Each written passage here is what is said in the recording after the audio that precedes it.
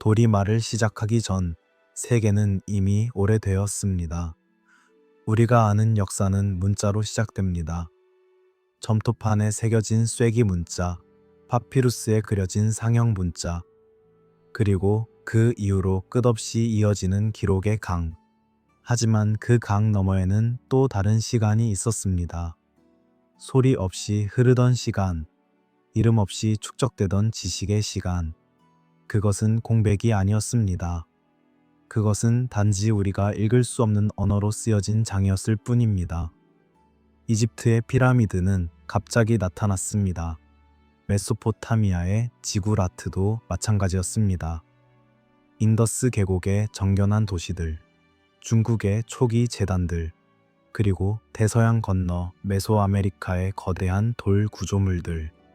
이 모든 것들이 마치 약속이라도 한 듯 완성된 형태로 세계 곳곳에서 모습을 드러냈습니다. 실험의 흔적은 희미했습니다. 시행착오의 증거는 거의 찾을 수 없었습니다. 마치 누군가 이미 알고 있었던 것처럼. 이것은 제국의 이야기가 아닙니다. 왕조의 연대기도 아닙니다. 이것은 정복이 아닌 지속에 관한 이야기입니다. 문장이 아닌 배치에 관한 이야기입니다. 우리는 이름을 찾지 않을 것입니다. 대신 패턴을 관찰할 것입니다. 돌이 남긴 침묵 속에서, 반복되는 정밀함 속에서, 그리고 설명 없이 남겨진 완벽함 속에서. 세계 곳곳의 고대 구조물들은 공통된 특성을 공유합니다. 정밀함, 천문학적 정렬, 수학적 비례, 그리고 무엇보다도 설명의 부재. 누가 만들었는지, 왜 만들었는지, 어떻게 만들었는지에 대한 기록은 거의 남아있지 않습니다.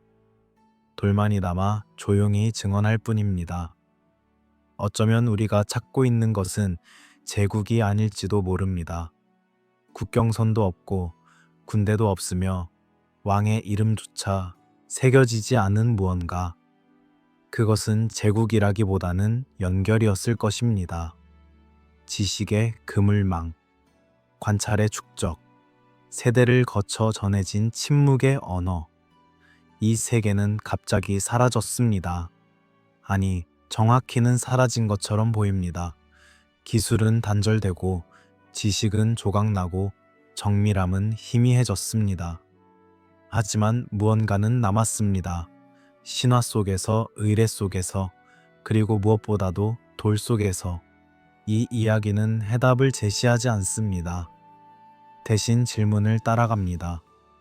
패턴을 관찰하고 침묵을 존중하며 돌이 말을 대신하는 시대로 천천히 걸어 들어갑니다.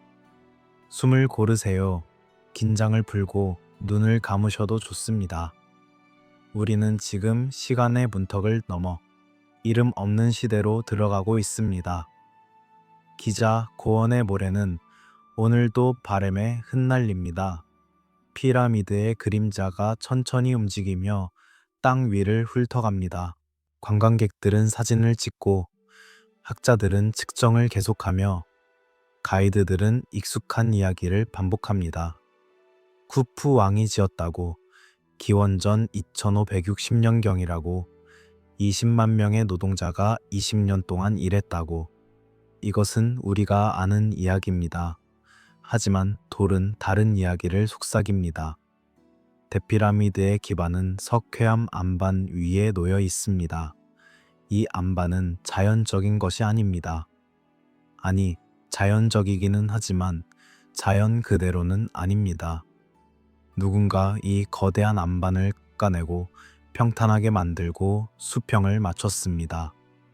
그 정밀도는 놀랍습니다.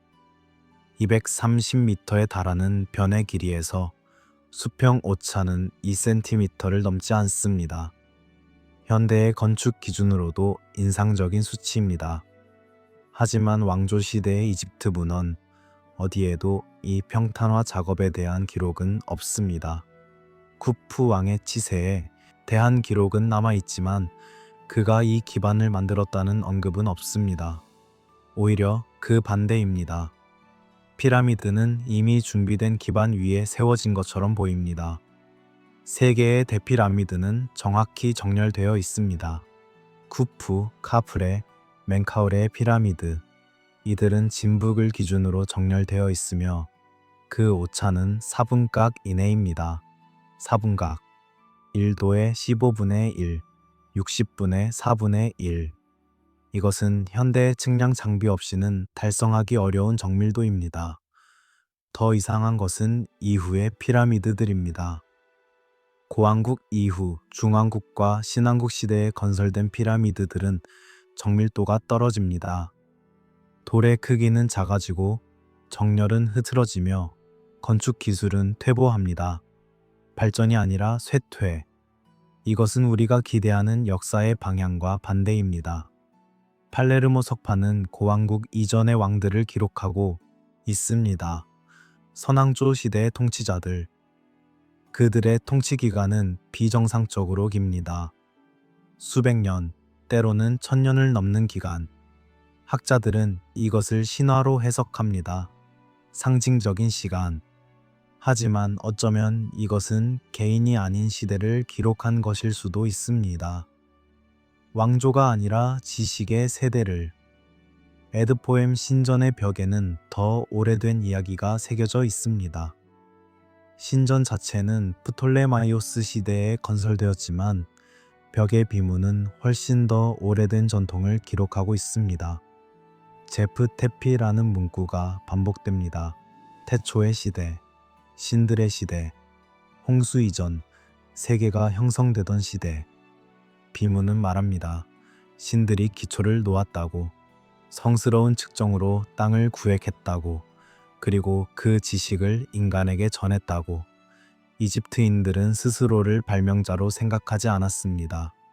그들은 보관자였습니다. 상속자였습니다. 그들의 신화와 종교 문헌은 반복해서 말합니다. 지식은 태초에 주어졌다고, 임무는 그것을 보존하는 것이라고, 마아트를 유지하는 것이라고. 마아트, 균형, 질서, 측정. 헤로도토스는 이집트를 방문했을 때 신관들로부터 이상한 이야기를 들었습니다. 신관들은 그에게 341세대의 왕들에 대해 말했습니다. 1140년. 헤로도토스는 이것을 기록했지만 그 자신도 믿기 어려워했습니다. 마네토는 더 체계적으로 기록을 남겼습니다. 그는 신들의 통치 시대, 반신들의 시대, 그리고 인간 왕들의 시대를 구분했습니다. 하지만 그 구분 자체가 의미하는 바는 무엇일까요? 이것은 단순한 신화일까요? 아니면 기억의 압축일까요? 스핑크스는 조용히 동쪽을 바라봅니다. 사자의 몸과 인간의 얼굴. 학계는 오랫동안 이것이 카프레 왕의 얼굴이라고 말해왔습니다. 하지만 스핑크스의 몸에는 이상한 침식 패턴이 있습니다. 수직의 깊은 홈. 이것은 바람과 모래가 만드는 수평 침식과는 다릅니다. 일부 지질학자들은 이것이 수침, 즉 물에 의한 침식이라고 주장합니다. 하지만 사하라가 사막이 된 것은 수천 년 전입니다. 만약 스핑크스가 물에 의해 침식되었다면 그것은 사하라가 아직 초원이던 시절, 비가 내리던 시절에 이미 존재했어야 합니다. 논쟁은 계속됩니다. 증거는 불완전합니다. 하지만 질문은 남습니다. 이집트는 시작이었을까요? 아니면 끝이었을까요? 발명이었을까요? 아니면 보존이었을까요? 어쩌면 이집트는 시작이 아니라 보관자였을지도 모릅니다. 더 오래된 무언가의 마지막 기억을. 사하라는 항상 사막이 아니었습니다. 오늘날 우리가 보는 모래와 바위의 광활한 황무지는 비교적 최근의 것입니다. 불과 7,000년 전까지만 해도 사하라는 초원이었습니다. 풀이 자라고 나무가 그늘을 만들며 호수가 햇빛을 반사하던 곳, 아프리카 스뷴이라고 불리는 이 시대는 기원전 14,800년경부터 5500년경까지 지속되었습니다. 1만 년에 가까운 시간, 문명이 탄생하고 사라지기에 충분한 시간, 암각화가 그 기억을 간직하고 있습니다. 사하라 전역에 흩어진 바위 표면에 이름 없는 예술가들이 그들의 세계를 새겨 놓았습니다. 소떼가 풀을 뜯고 있습니다. 기린이 목을 길게 뻗고 있습니다. 코끼리가 물을 마시고 있습니다. 그리고 배들이 있습니다. 강을 따라 호수 위를 떠다니는 배들. 사하라 한가운데 지금은 모래만이 펼쳐진 곳에 배가 새겨져 있습니다. 인간의 모습도 있습니다. 춤추는 사람들, 사냥하는 사람들, 그리고 의례를 치르는 듯한 사람들. 그들의 옷과 장식은 정교합니다. 이것은 원시적인 낙서가 아닙니다. 이것은 관찰이고 기록이며 어쩌면 기도였을 것입니다. 나부타 플라야는 이집트 남서부 아부 심벨에서 100km 떨어진 곳에 있습니다. 오늘날 그곳은 완전한 사막이지만 한때는 계절적 호수가 있던 곳입니다. 비가 오면 물이 고였고 건기가 되면 물이 말랐습니다. 그리고 그 호숫가에 누군가 돌을 세웠습니다. 돌들은 원형으로 배치되어 있습니다. 스톤헨지처럼, 하지만 훨씬 더 오래되었습니다. 방사성 탄소 연대 측정 결과 이 구조물은 기원전 6000년에서 7000년 사이에 만들어진 것으로 나타났습니다. 농경이 이집트에 도달하기 전입니다. 왕조가 성립되기 수천 년 전입니다. 더 놀라운 것은 정렬입니다. 돌들은 무작위로 배치된 것이 아닙니다. 그것들은 하늘을 가리키고 있습니다. 하지점의 일출 방향, 동지와 하지, 특정 별자리의 떠오름. 천문학적 관찰이 이미 체계화되어 있었습니다. 농경 이전에, 정착 이전에, 문자 이전에 누가 이것을 만들었을까요? 유목민이었을까요? 계절적 이동을 하던 사람들이 왜 이렇게 정교한 천문 구조물을 만들었을까요? 아니면 그들은 유목민이 아니었을까요? 어쩌면 그들은 이미 정착해 있었고 호수가 말라가는 것을 지켜보며 하늘을 관찰했을까요? 시간을 측정하고 계절을 예측하며 무언가를 기다렸을까요? 나일강의 퇴적층은 더 오래된 이야기를 품고 있습니다. 강바닥 깊숙이 수만 년에 걸친 퇴적이 층층이 쌓여 있습니다. 그 층들을 분석하면 강의 흐름이 어떻게 변했는지, 홍수가 언제 일어났는지, 그리고 인간이 언제부터 강변에 살기 시작했는지를 알 수 있습니다. 증거는 놀랍습니다. 인간의 흔적은 우리가 생각했던 것보다 훨씬 더 오래전부터 있습니다. 석기 도구, 화덕의 자해, 가공된 뼈, 그리고 무엇보다도 장기적인 환경 관리의 흔적. 이것은 단순한 수렵 채집이 아니었습니다.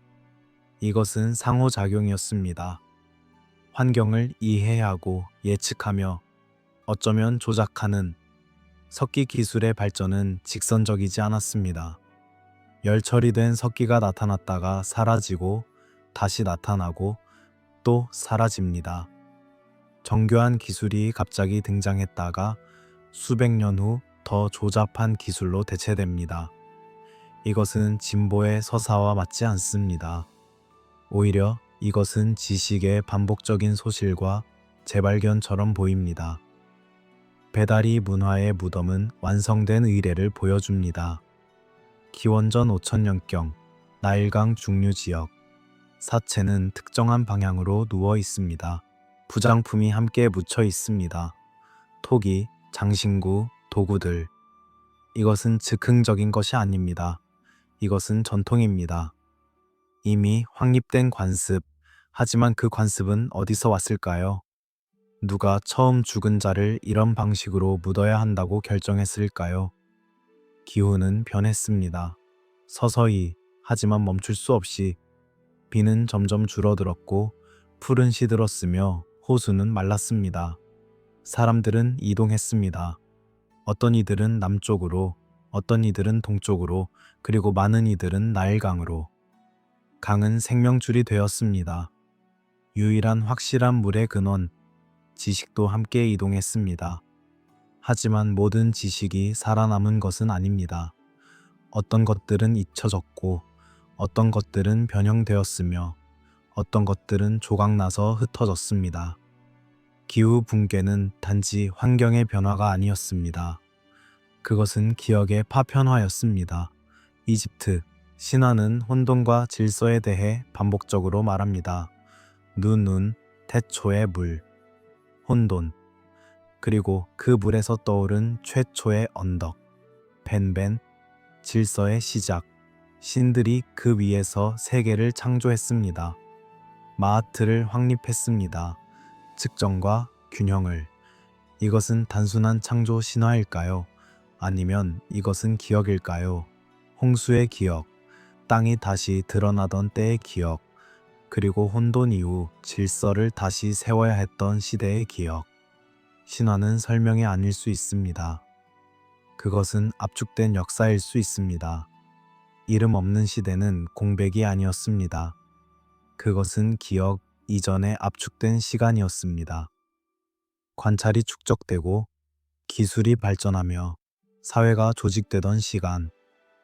문자가 없었기에 우리는 그것을 읽을 수 없습니다. 하지만 부재가 존재하지 않음을 의미하지는 않습니다. 침묵이 공허를 의미하지 않듯이 지도는 언제나 권력의 도구였습니다. 영토를 정의하고 경계를 선언하며 소유를 주장합니다. 하지만 고대의 지도는 달랐을 것입니다. 그것은 종이 위의 선이 아니었습니다. 그것은 땅 위에 새겨진 관계였습니다. 돌의 배치, 구조물의 정렬, 그리고 하늘과의 대화. 기자 고원의 위치는 흥미롭습니다. 북위 29, 도 58분, 동경 31도 8분. 이 좌표 자체는 특별해 보이지 않을 수 있습니다. 하지만 지구 전체의 맥락에서 보면 기자는 육지 질량의 중심에 매우 가깝습니다. 모든 대륙의 무게중심. 물론 이것은 우연일 수 있습니다. 하지만 고대인들이 이것을 알 수 있었을까요?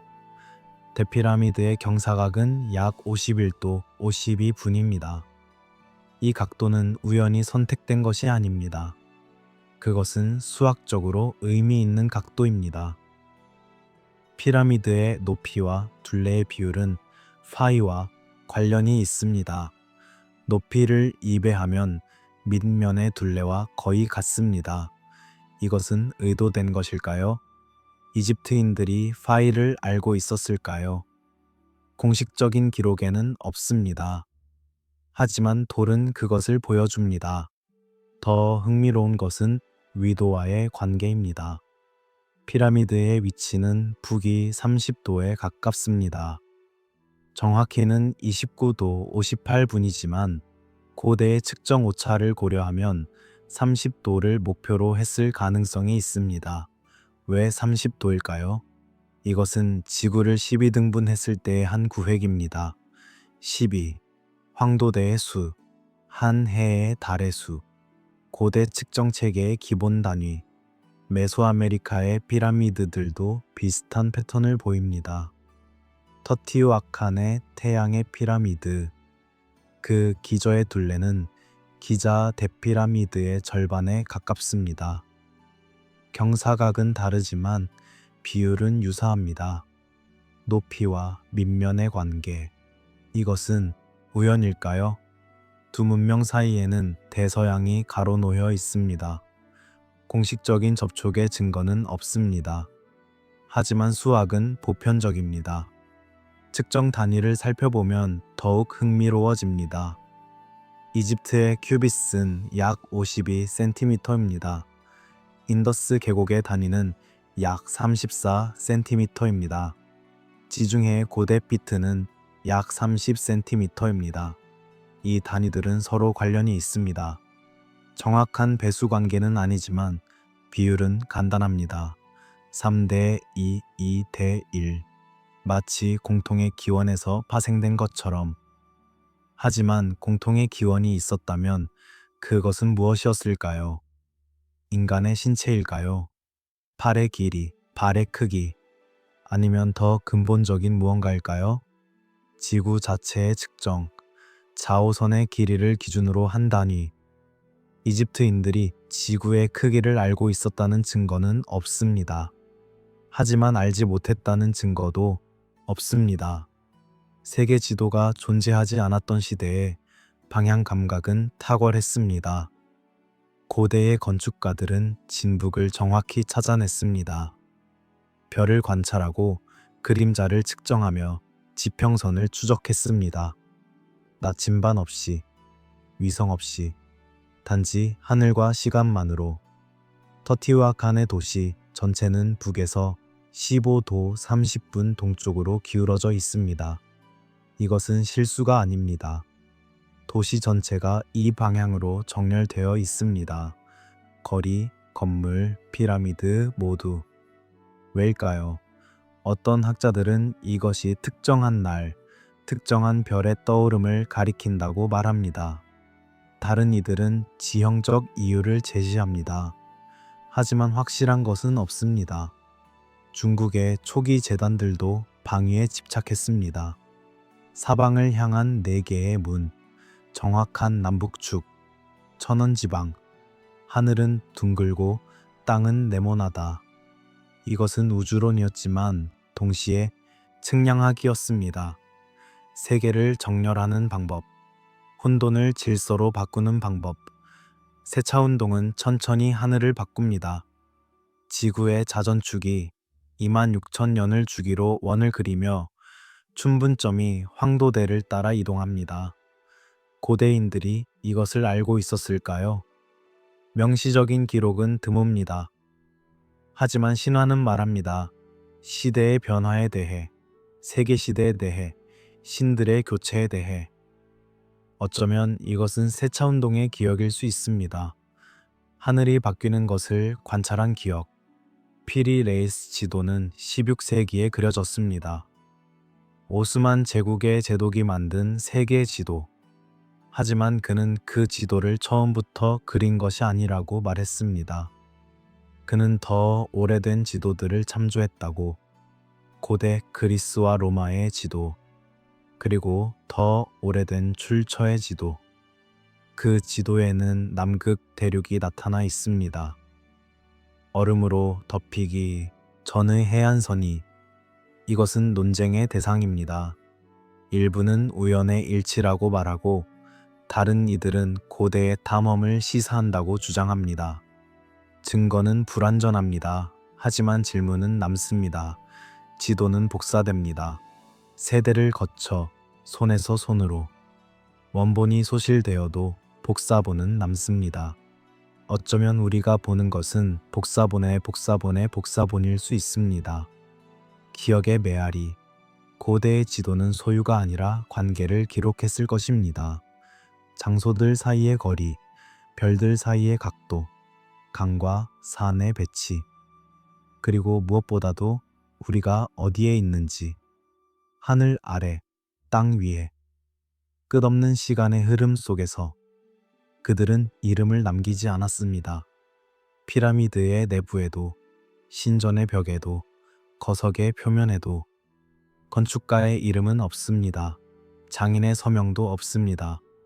후대 기록자들이 때때로 이름을 부여했지만 그것은 추측이었습니다. 전통이었습니다. 확신은 아니었습니다.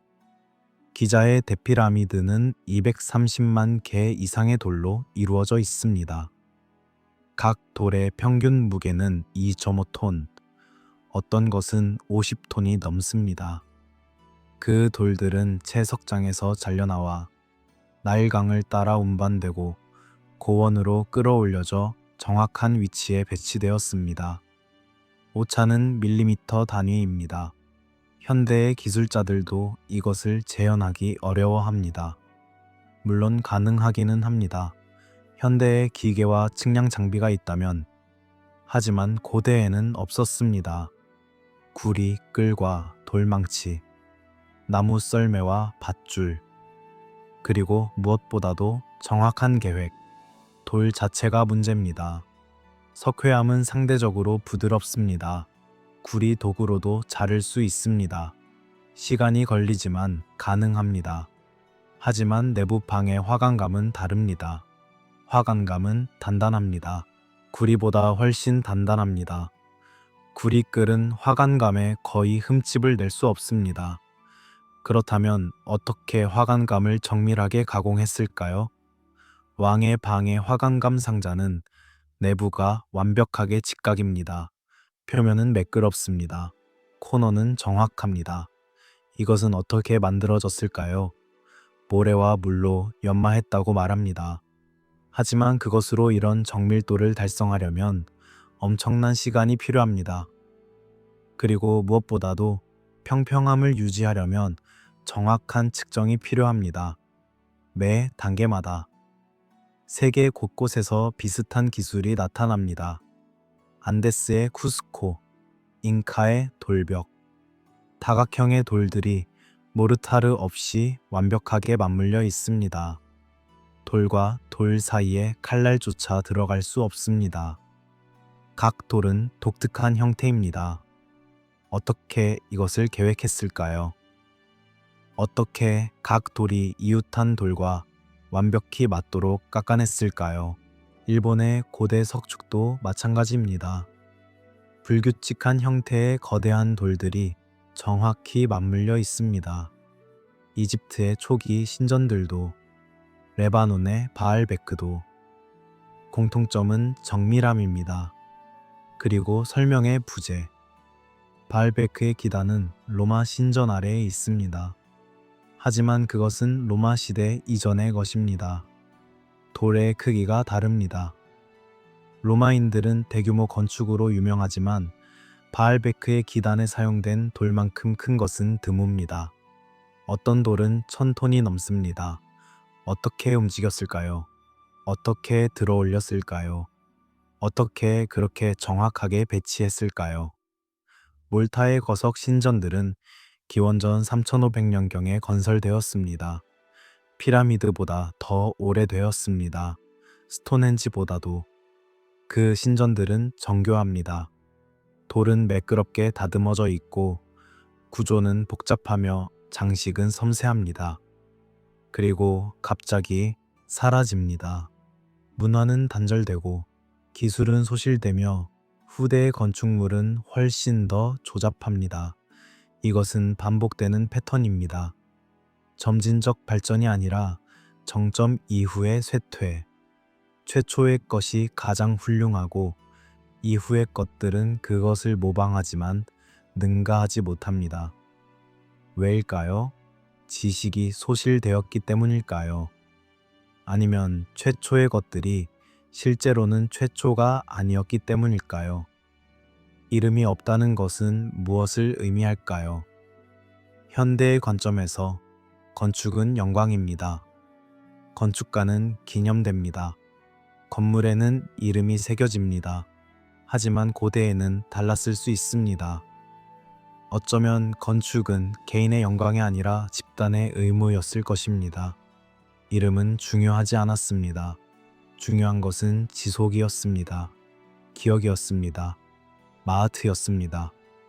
어쩌면 그들은 기억되기를 원하지 않았을지도 모릅니다. 그들이 원한 것은 구조물이 남는 것이었습니다. 지식이 전해지는 것이었습니다. 이름은 사라져도 돌은 남습니다. 그리고 돌이 말합니다. 말없이 문명은 갑자기 사라지지 않습니다. 그것은 희석됩니다. 조각납니다. 흩어집니다. 지식은 소실되지 않고 변형됩니다. 기술은 잊혀지지 않고 단순화됩니다. 그리고 때때로 핵심만이 남습니다. 이해 없이 보존된 핵심. 나일강은 매년 범람했습니다.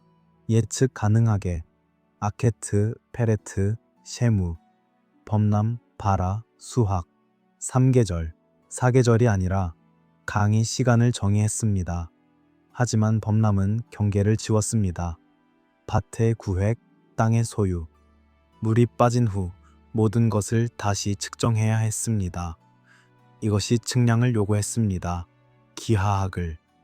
매년 땅을 다시 나누는 것. 정확하게.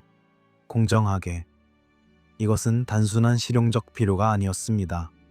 이것은 질서의 회복이었습니다. 혼돈에서 마하트로의 귀환.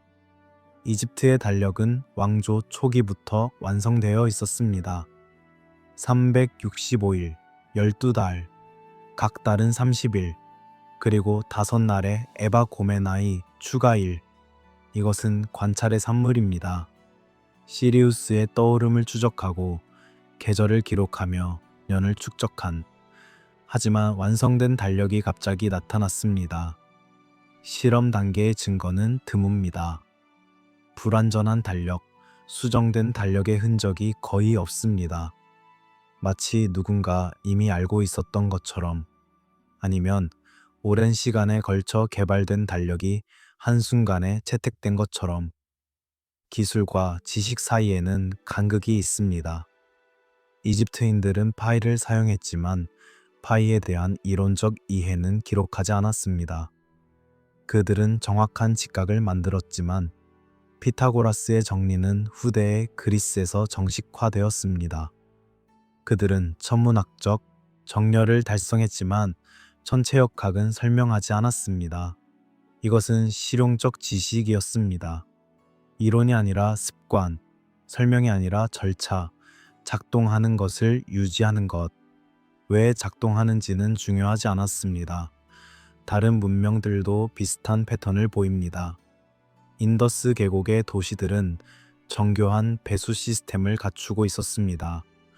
격자 형태의 거리, 표준화된 벽돌. 하지만 문자는 해독되지 않았습니다.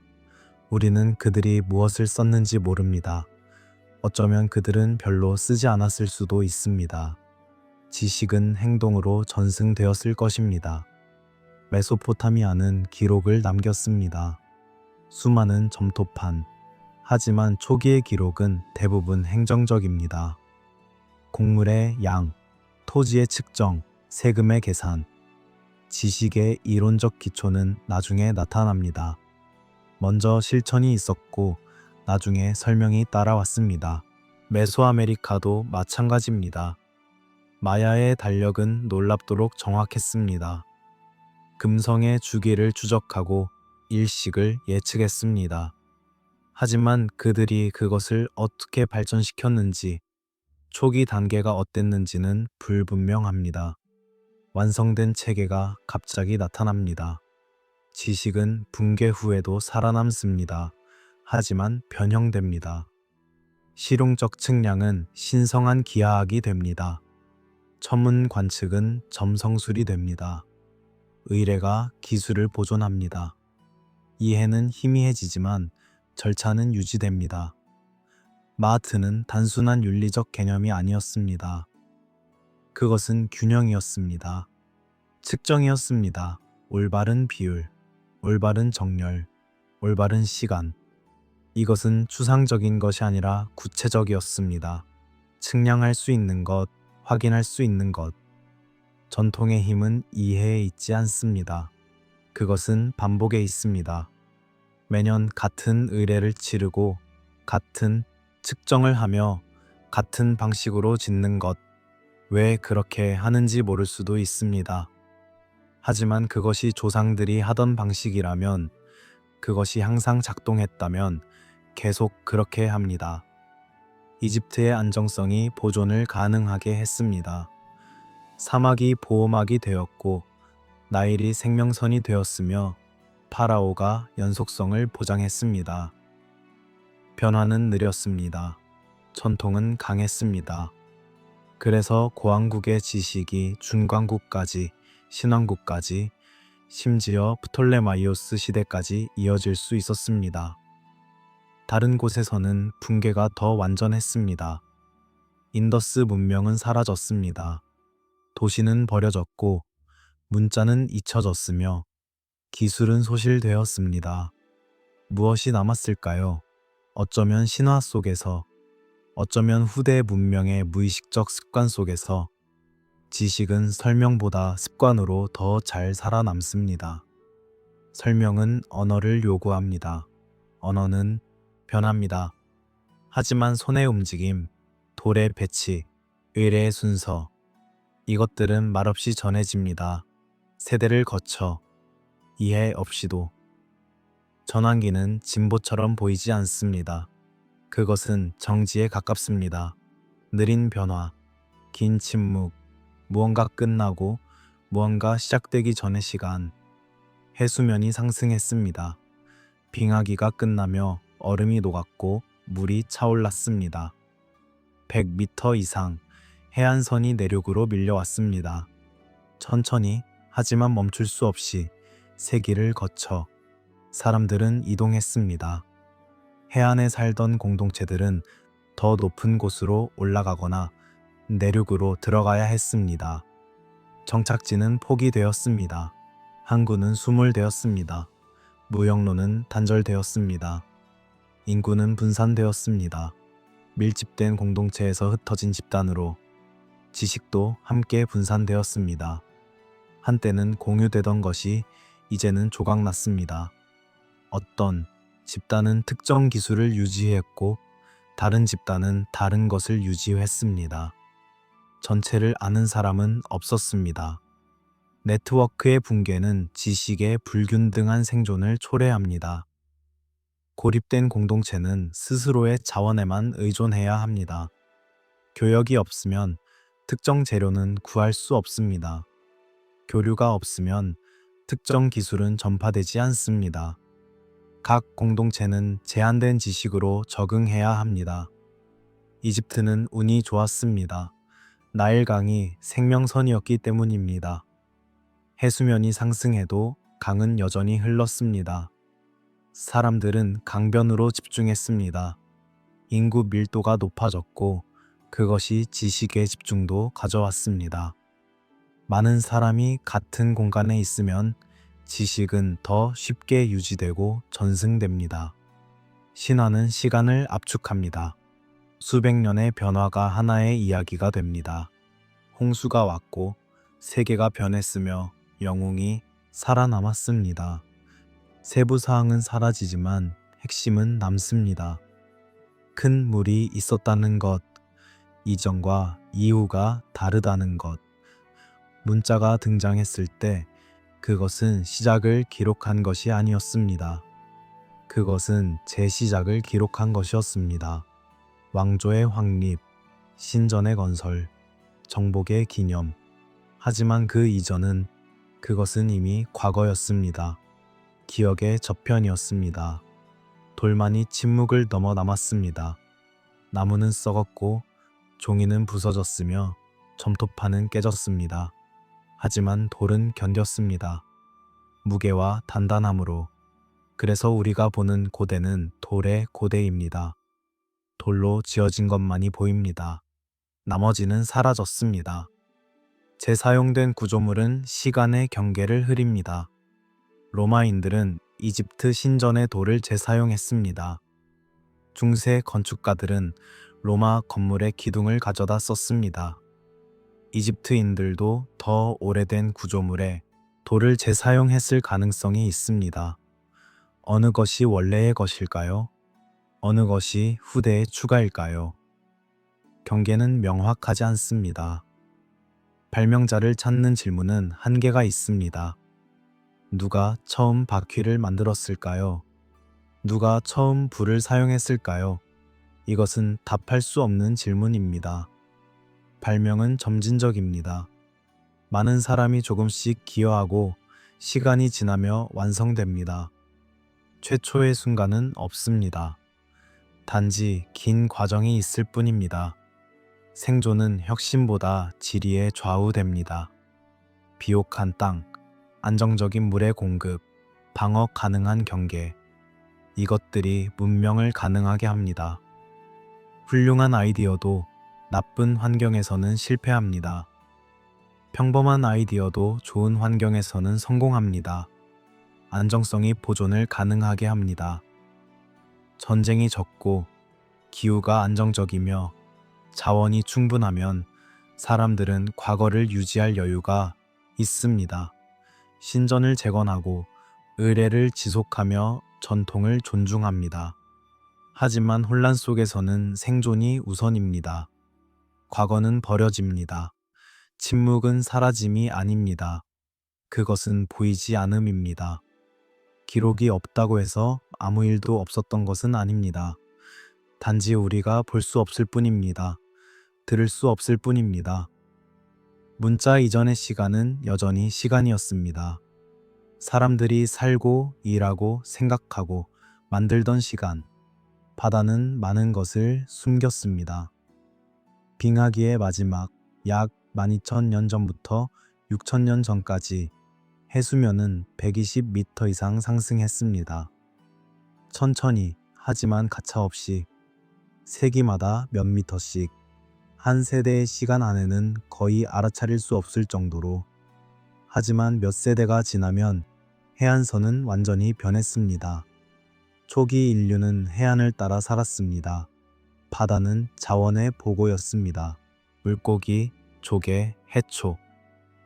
채집은 쉬웠고 단백질은 풍부했습니다. 강하구는 특히 비옥했습니다. 담수와 해수가 만나는 곳, 생명이 풍성한 곳. 고고학적 증거는 내륙에 편중되어 있습니다. 왜냐하면 해안은 수몰되었기 때문입니다. 우리가 발견하는 초기 유적은 대부분 내륙의 것입니다. 동굴, 고원, 상이슬. 하지만 이것이 당시 인구 분포를 반영하는 것은 아닙니다. 단지 살아남은 것을 반영할 뿐입니다. 수중 고고학이 조금씩 그림을 바꾸고 있습니다. 지중해 바닥에서, 페르시아만의 얕은 곳에서, 인도 서해안의 수중에서. 구조물의 흔적, 정착지의 잔해. 아직은 단편적입니다. 하지만 충분히 말해줍니다. 사람들이 거기 있었습니다. 해안에. 지금은 물 아래에. 네트워크의 붕괴는 해수면 상승과 함께 가속화되었습니다. 항구가 수몰되면 무역로가 단절됩니다. 해안 공동체가 이주하면 연결이 약해집니다. 한때는 며칠 걸리던 항해가 이제는 불가능해집니다. 경로가 바뀌었기 때문입니다. 고립은 다양성을 만듭니다. 연결된 공동체들은 비슷한 문화를 공유합니다. 하지만 고립된 공동체는 독자적으로 발전합니다. 언어가 갈라지고 기술이 분화하며 전통이 변형됩니다. 1000년 후 그들은 더 이상 서로를 알아보지 못합니다. 이집트로의 집중은 이런 맥락에서 이해할 수 있습니다. 사하라가 건조해지고 해안이 변하며 사람들은 나일로 모였습니다. 유일하게 안정적인 곳, 물이 보장된 곳. 그리고 그들은 지식을 가져왔습니다. 각자의 지식을. 측량, 광해, 천문 관측, 건축 기술. 이 지식들이 나일 계곡에서 합쳐졌습니다. 홍수 신화는 세계 곳곳에 있습니다. 메소포타미아의 길가메시 서사시, 히브리, 성서의 노아, 인도의 마누, 중국의 대우, 그리스의 드칼리온, 메소아메리카의 다양한 전승. 모두 비슷한 이야기를 합니다. 큰 물이 왔고 거의 모든 것이 파괴되었으며 소수만이 살아남았습니다. 이것은 단지 상상일까요? 아니면 기억일까요? 해수면 상승은 느렸지만 지역적으로는 급격한 홍수가 있었을 수 있습니다. 빙하오의 붕괴, 해안 방벽의 무너짐, 폭풍 해일. 한 세대의 시간 안에 모든 것을 바꿀 수 있는 사건들. 그 기억은 신화가 되었습니다. 세부 사항은 사라지고 핵심만 남았습니다. 물이 왔다. 세계가 변했다. 우리는 살아남았다. 그리고 그 이야기는 전해졌습니다. 세대를 거쳐 문화를 넘어. 해안이 안정화된 후 새로운 시대가 시작되었습니다. 농경의 확산, 정착지의 확대, 그리고 기념비적 건축의 출현. 사람들은 다시 장기적 계획을 쓸 수 있었습니다. 환경이 안정적이었기 때문입니다. 수중 유적이 던지는 질문은 조심스럽습니다. 우리가 모르는 것이 얼마나 많을까요? 수몰된 도시가 몇 개일까요? 사라진 문명이 얼마나 될까요? 아직 발견되지 않은 지식이 무엇일까요? 바다는 파괴하지 않았습니다. 그것은 덮었을 뿐입니다. 은닉했을 뿐입니다. 어쩌면 언젠가 더 많은 것이 드러날 것입니다.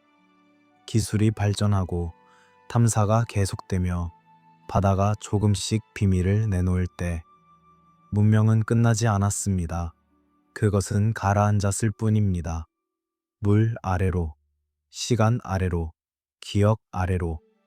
하지만 사라진 것은 아닙니다. 단지 보이지 않을 뿐입니다. 문자 이전의 기억은 어떻게 작동했을까요? 우리는 기록에 의존합니다. 메모, 책, 데이터베이스, 외부 저장소에 지식을 보관하고 필요할 때 검색합니다. 하지만 문자가 없던 시대에는 기억은 내부에 있어야 했습니다. 뇌에, 몸에, 공동체에 행동이 기록이 되었습니다. 매년 같은 방식으로 밭을 갈고 같은 순서로 의뢰를 치르며 같은 패턴으로 도구를 만드는 것. 이것이 지식의 전승이었습니다. 말이 아니라 행동으로, 설명이 아니라 시범으로, 반복이 핵심이었습니다. 한 번 보는 것으로는 부족합니다. 100번, 1000번 반복해야 합니다. 그래야 몸이 기억합니다. 손이 기억합니다. 생각하지 않아도 할 수 있을 때까지. 환경의 변화가 기억을 신화로 변형시켰습니다. 사하라가 초원이던 시절을 살았던 사람들의 후손이 사막만을 아는 시대에 조상의 이야기를 듣습니다. 물이 있었다고, 소떼가 있었다고, 풀이 자랐다고. 그것은 믿기 어렵습니다. 지금의 현실과 너무 다르기 때문입니다. 그래서 그것은 신화가 됩니다. 황금시대, 낙원, 신들의 시대. 하지만 신화 속에 진실이 남아 있습니다. 압축되고 변형되었지만 완전히 사라지지는 않았습니다. 큰 비가 내렸다. 강이 흘렀다. 동물들이 풍부했다. 이것은 사실입니다. 단지 시간이 흐르며 문자 그대로의 의미가 상징적 의미가 되었을 뿐입니다. 이유 없는 정확성은 어떻게 탄생했을까요? 왜 진북을 정확히 찾아야 했을까요? 왜 특정한 비율을 유지해야 했을까요? 왜 천문학적 정렬이 중요했을까요? 후대의 건축가들도 이유를 설명하지 못했을 수 있습니다. 하지만 그들은 알았습니다. 그렇게 해야 한다고, 항상 그렇게 해왔다고. 신성함이 지식을 보호했습니다. 이해할 수 없는 것은 신성하게 됩니다. 변경해서는 안 되는 것, 질문해서는 안 되는 것, 단지 따라야 하는 것. 이것은 보수적으로 보일 수 있습니다. 하지만 이것이 지식을 보존하는 방법이었습니다. 이해 없이도. 홍수 신화의 구조는 세계적으로 유사합니다. 경고, 준비, 파괴, 생존, 재건. 이것은 우연일까요? 아니면 공통의 경험일까요? 또는 공통의 기억일까요? 어쩌면 이것은 인간의 보편적 두려움을 반영하는 것일 수도 있습니다. 물의 힘, 통제할 수 없는 자연, 모든 것을 잃을 가능성. 쓰여진 역사와 사라진 역사 사이의 간극은 넓습니다. 우리가 읽을 수 있는 것은 작은 부분입니다. 문자가 발명된 이후, 그리고 기록이 보존된 것만. 나머지는 어둠 속입니다. 하지만 어둠이 공허를 의미하지는 않습니다. 돌에 새겨진 것들은 설명을 동반하지 않습니다. 정렬, 비율, 각도. 이것들은 정답입니다. 하지만 왜 정답인지는 쓰여 있지 않습니다. 후대 사람들은 측정하고 경탄하며 추측합니다. 하지만 확신할 수는 없습니다. 이해보다 유효성이 우선되었습니다. 작동하는가? 그렇다면 유지하라. 왜 작동하는가? 그것은 부차적입니다. 이것은 비과학적으로 보일 수 있습니다. 하지만 이것이 실용적 지식의 본질입니다. 이론은 나중입니다. 먼저 작동하는 것을 발견하고 나중에 이유를 찾습니다. 기억은 사라지지 않습니다. 그것은 형태를 바꿉니다. 역사에서 신화로, 사실에서 상징으로, 명시적 지식에서 암묵적 습관으로. 하지만 핵심은 남아 있습니다. 뭔가 중요한 것이 있었다는 감각, 우리가 잊어서는 안 되는 것. 돌은 의도를 설명하지 않습니다. 피라미드는 왜 지어졌을까요? 무덤이라고 말합니다. 파라오의 무덤. 하지만 일부 피라미드에서는 미라가 발견되지 않았습니다. 발견된 것들도 후대에 추가되었을 가능성이 있습니다. 그렇다면 피라미드는 처음부터 무덤이었을까요? 아니면 다른 목적이 있었을까요? 천문 관측소라는 주장도 있습니다. 통로와 방기, 특정 별을 가리킵니다. 오리온 자리, 시리우스, 북극성. 하지만 이것이 주 목적이었을까요? 아니면 부차적 기능이었을까요? 또는 상징적 의미였을까요? 시간의 표시라는 해석도 있습니다. 영원을 향한 몸짓, 돌로 만든 산, 인공적 영속성, 왕의 이름을 영원히 보존하려는 시도. 하지만 이름이 새겨지지 않았다면, 그렇다면 누구를 위한 영속성일까요? 돌은 대답하지 않습니다. 그것은 단지 서 있을 뿐입니다. 무거움으로, 단단함으로, 존재함으로. 살아남은 구조물의 공통점은 실용성입니다. 무너지지 않았습니다. 침식을 견뎠습니다. 지진을 버텼습니다. 이것은 우연이 아닙니다. 이것은 설계입니다. 건축가들은 알았습니다. 어떻게 하면 오래 지속되는지. 이집트는 반복적으로 재건했습니다. 신전이 낡으면 같은 자리에 다시 지었습니다. 같은 평면도로, 같은 방향으로. 새로운 파라오가 자신의 이름을 새겼지만 구조는 유지되었습니다. 이것은 보존이었습니다. 혁신이 아니라. 하지만 피라미드는 재건되지 않았습니다. 모방도 되지 않았습니다. 고왕국 이후 더 이상 대규모 피라미드는 건설되지 않았습니다. 왜일까요? 기술이 소실되었을까요? 아니면 필요가 없어졌을까요? 또는 의미가 변했을까요? 세계 각지에서 거석은 재사용되었습니다. 로마인들은 이집트의 오벨리스크를 로마로 가져갔습니다. 기독교인들은 이교 신전의 기둥을 교회에 사용했습니다. 이슬람 건축가들은 비잔틴 구조물을 개조했습니다.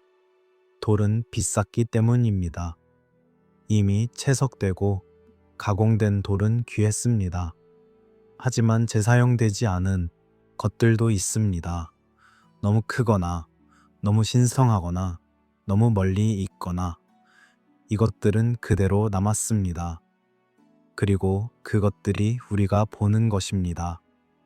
가장 거대한 것, 가장 내구성 있는 것. 신화는 설명이 아니라 존중의 언어가 되었습니다.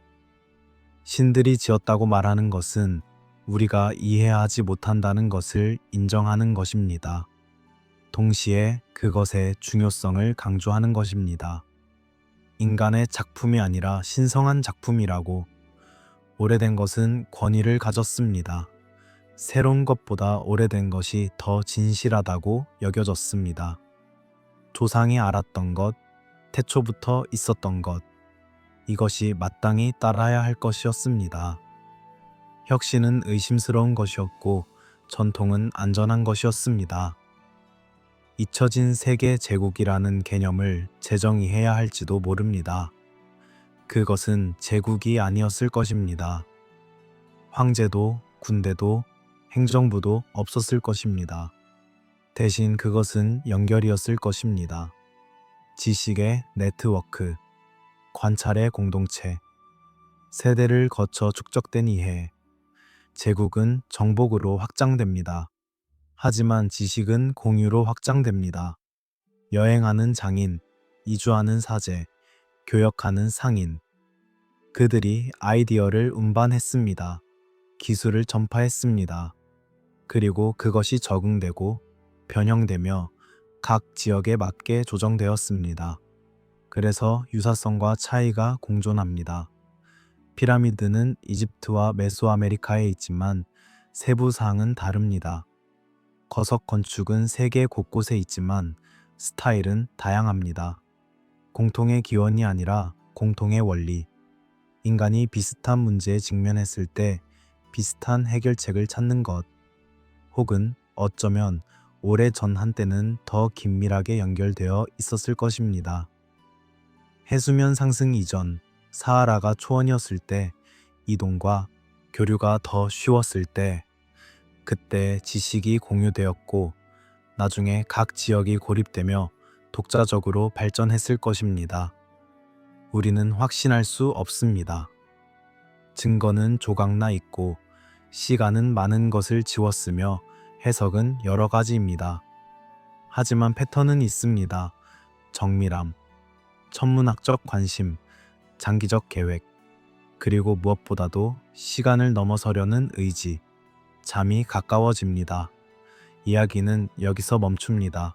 하지만 끝나지는 않습니다. 질문은 여전히 남아있고 돌은 여전히 서 있으며 시간은 여전히 흐릅니다. 우리는 이름 없는 시대를 지나왔습니다. 문자 이전의 시간, 기록 없는 기억, 설명 없는 정밀함. 그곳에서 우리는 패턴을 보았습니다.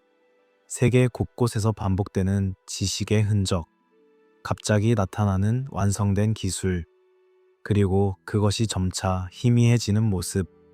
이집트의 피라미드, 나부타 플라야의 돌, 몰타의 신전, 안데스의 석축. 이것들은 고립된 기적이 아니었을 것입니다. 그것들은 더 큰 무언가의 조각들이었을 것입니다. 우리가 아직 완전히 이해하지 못하는 무언가, 잊혀진 세계 제국. 그것은 제국이 아니었습니다. 그것은 연속된 인간 관찰의 총합이었습니다.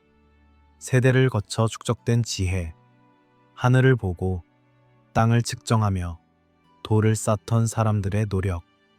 이름은 잊혀졌지만 작업은 남았습니다. 기후가 변하고 바다가 차올랐으며 연결은 끊어졌습니다. 지식은 조각났고 전통은 변형되었으며 의미는 희미해졌습니다. 하지만 무언가는 살아남았습니다. 의례 속에서, 신화 속에서, 그리고 무엇보다도 돌 속에서. 이집트는 보관자였습니다. 더 오래된 것의 기억을 간직한. 나일강이 생명선이 되고 사막이 보호막이 되며 안정성이 전통을 유지하게 했습니다. 그래서 우리는 여전히 피라미드를 볼 수 있고 여전히 신전의 비문을 읽을 수 있으며 여전히 측정하고 경탄할 수 있습니다. 하지만 이집트는 시작이 아니었습니다. 그것은 계승이었습니다. 어쩌면 여러 번의 계승이었을 것입니다. 각각의 시대가 이전 시대의 지식을 물려받고 보존하며 자신의 것을 추가했습니다. 그리고 때로는 이해하지 못한 채로도. 이것은 해답을 주는 이야기가 아니었습니다. 그것은 질문을 따라가는 여행이었습니다. 침묵을 존중하고 패턴을 관찰하며 가능성을 열어두는 확신은 때때로 이해를 방해합니다. 겸손히 더 많은 것을 볼 수 있게 합니다. 밤은 깊어갑니다. 별들이 천천히 회전하고 달이 하늘을 가로지르며 지구는 계속 돌아갑니다. 고대인들이 관찰했던 것처럼, 측정했던 것처럼, 그리고 돌에 새겼던 것처럼 당신이 눈을 감고 쉬는 동안에도 피라미드는 서 있습니다. 스핑크스는 동쪽을 바라보고 거석은 하늘을 가리키며 시간은 흐릅니다. 그것들은 서두르지 않습니다. 그것들은 영원을 향해 만들어졌으니까요. 비율은 말하지 않습니다. 하지만 반복합니다. 세계 곳곳의 고대 구조물을 측정하다 보면 같은 숫자들이 되풀이 됩니다. 같은 각도, 같은 비율, 같은 관계. 우연이라고 하기에는 너무 자주, 독립적이라고 하기에는 너무 유사합니다. 이집트 피라미드의 경사각 51도에서 53도 사이. 이것은 무작위가 아닙니다. 이 각도는 구조적으로 안정적입니다. 더 가파르면 무너질 위험이 있고 더 완만하면 재료가 낭비됩니다. 고대 건축가들은 이것을 계산으로 알았을까요? 아니면 경험으로 배웠을까요? 안데스의 석축도 비슷한 각도를 유지합니다. 쿠스코의 벽, 마추픽추의 계단식 구조, 약간 안쪽으로 기울어진 벽면, 이것도 지지진에 대응하기 위한 설계입니다.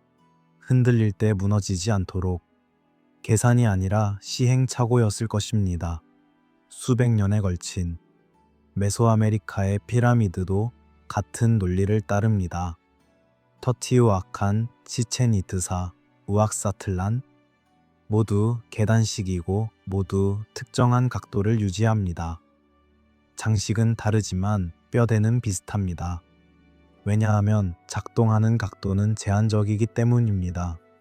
이것은 장식이 아니었습니다. 상징도 아니었습니다.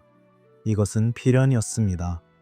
높이 쌓으려면, 오래 서 있으려면 이 비율을 지켜야 했습니다.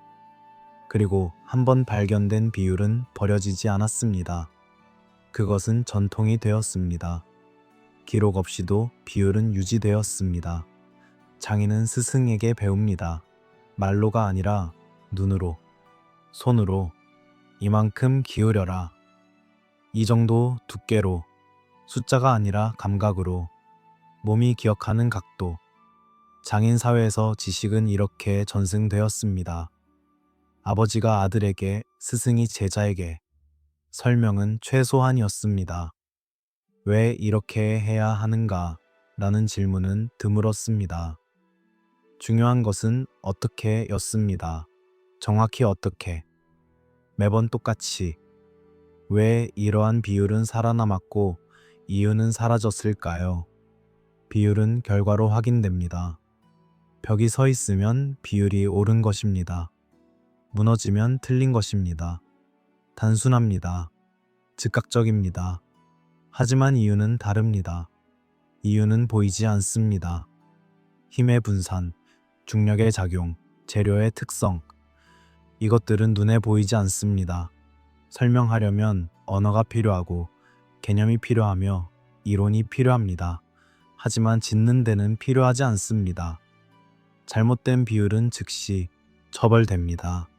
벽이 기울고 돌이 떨어지며 구조물이 무너집니다. 생명이 위험해집니다. 자원이 낭비됩니다. 실패의 대가는 명확했습니다.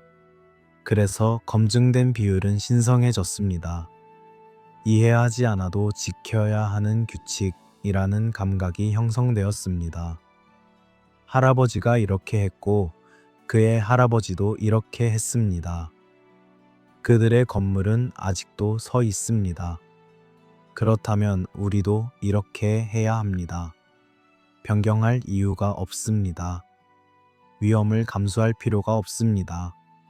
측정 단위도 비슷하게 유지되었습니다. 큐빗, 피트, 팔 길이. 이것들은 신체에 기반했지만 표준화되었습니다. 왜냐하면 건축은 협업이기 때문입니다. 여러 사람이 같은 기준으로 작업해야 합니다. 그래서 기준 막대가 만들어졌고 신전에 보관되었으며 신성하게 여겨졌습니다.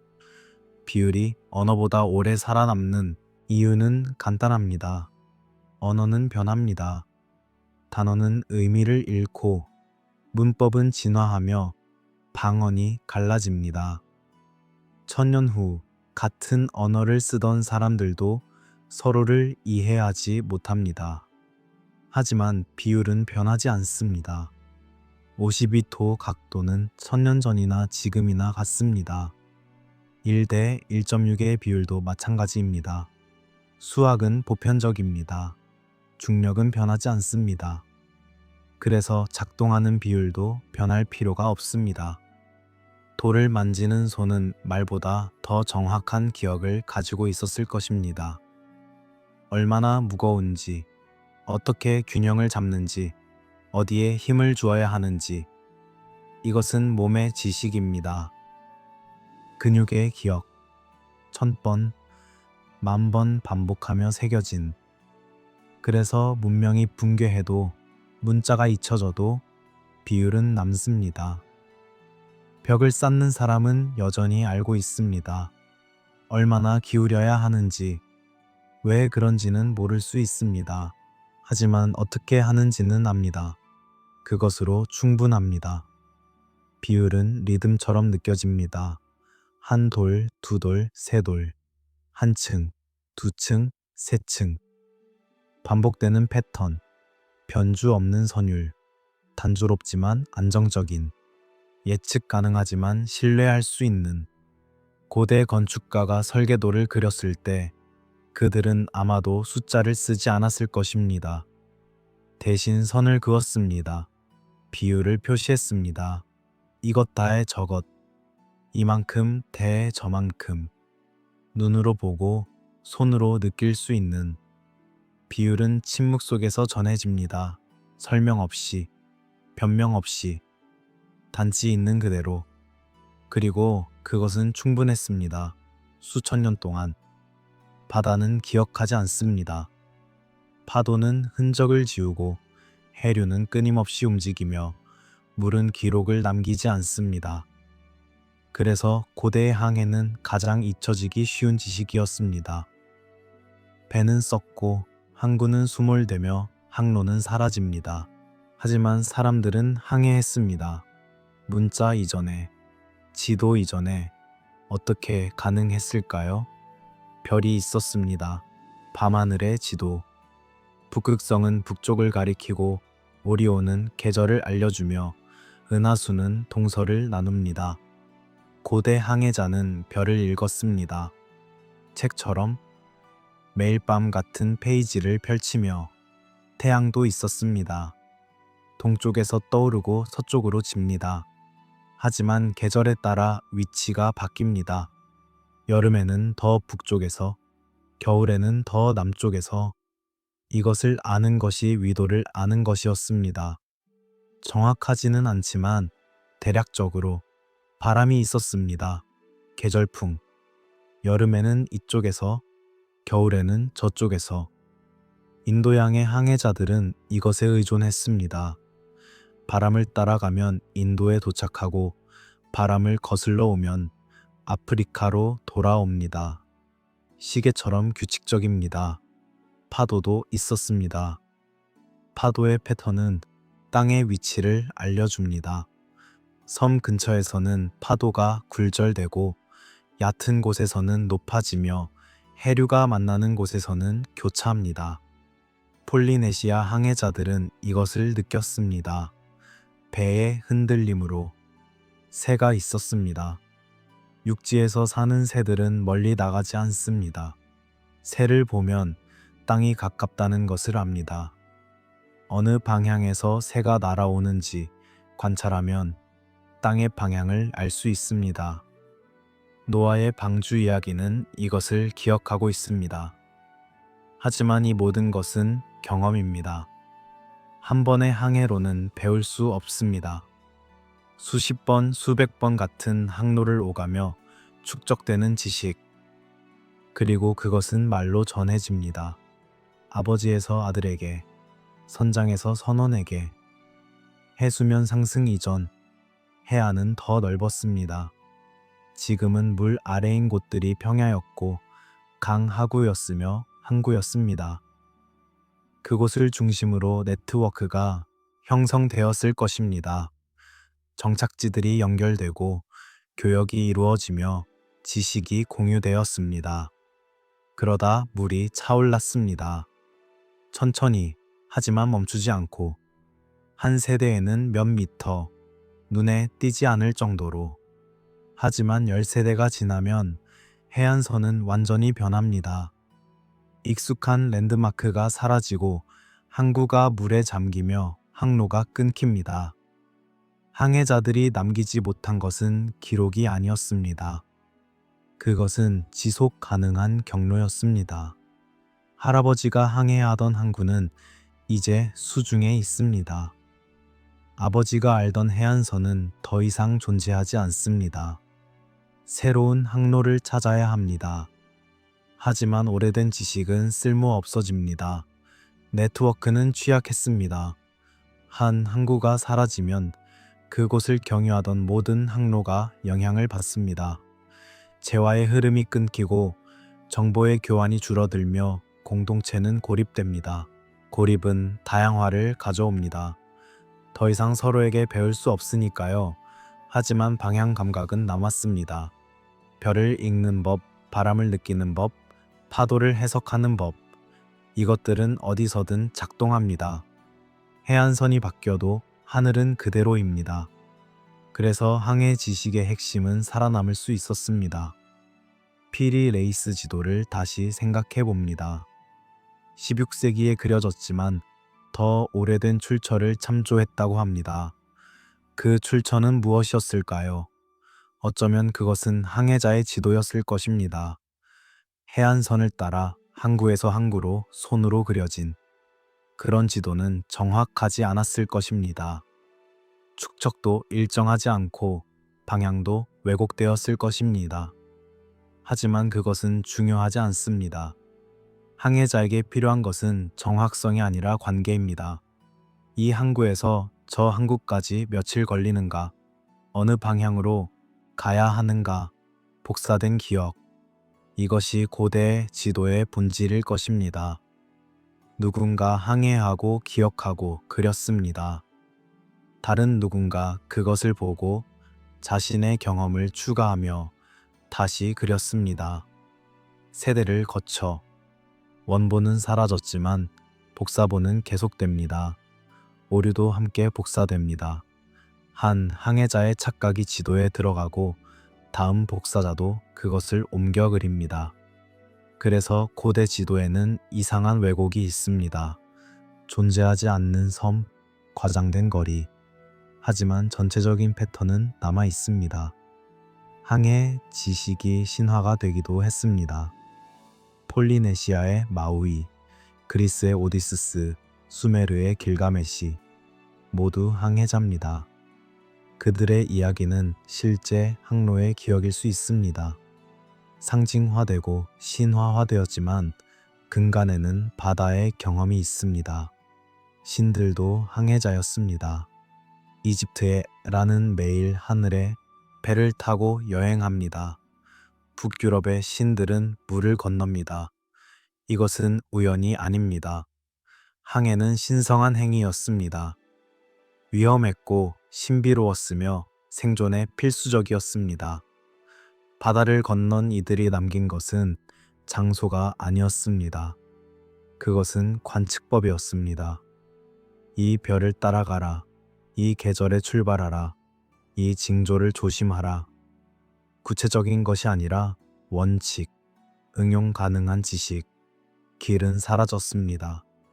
해수면이 상승하고 해안이 변하며 항구가 수몰되었습니다. 할아버지의 항로는 더 이상 유효하지 않습니다. 하지만 할아버지가 하늘을 읽던 방법은 여전히 작동합니다. 하늘은 남았습니다. 별은 같은 패턴으로 움직이고 태양은 같은 경로를 따르며 달은 같은 주기로 차고 이질러집니다. 땅은 변해도 하늘은 신뢰할 수 있습니다. 그래서 항해자의 지식은 결국 천문학이 되었습니다. 바다의 기술이 하늘의 과학이 되었습니다. 경로는 잊혀졌지만 방향을 찾는 법은 남았습니다. 그것으로 충분했습니다. 새로운 바다를 건너기에 설명을 잃은 기술은 신화가 됩니다. 어떻게 피라미드를 지었는가? 이집트인들도 나중에는 몰랐습니다. 신왕국 시대의 서기관이 고왕국의 피라미드를 보며 경탄했습니다. 그들의 조상이 만든 것이지만 어떻게 만들었는지는 기록에 없었습니다. 그래서 그들은 말했습니다. 신들이 지었다고. 거석을 누가 옮겼는가? 그리스인들은 키클롭스가 옮겼다고 했습니다. 외눈박이 거인.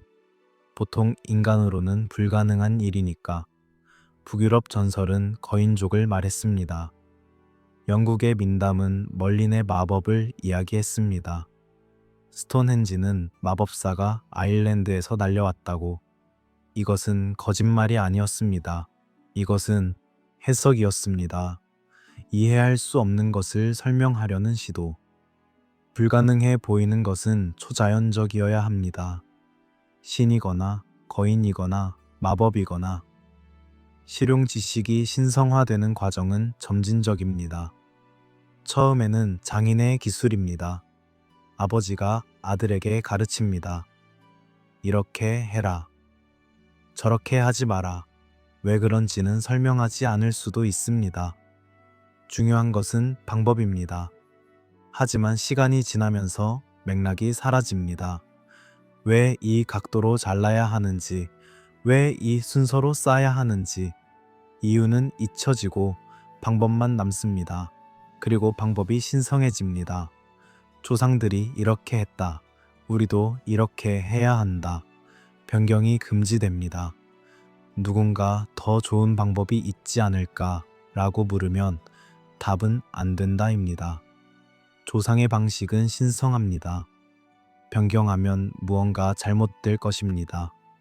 정확히 무엇이 잘못될지는 모르지만 위험을 감수할 필요가 없습니다. 왜 이렇게 해야 하는가 라는 질문은 사라집니다. 대신 항상 그렇게 해왔다는 답변이 자리 잡습니다.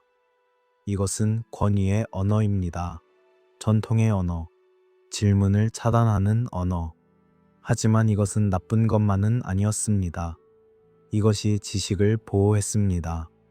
이해하지 못해도 실천하면 작동합니다.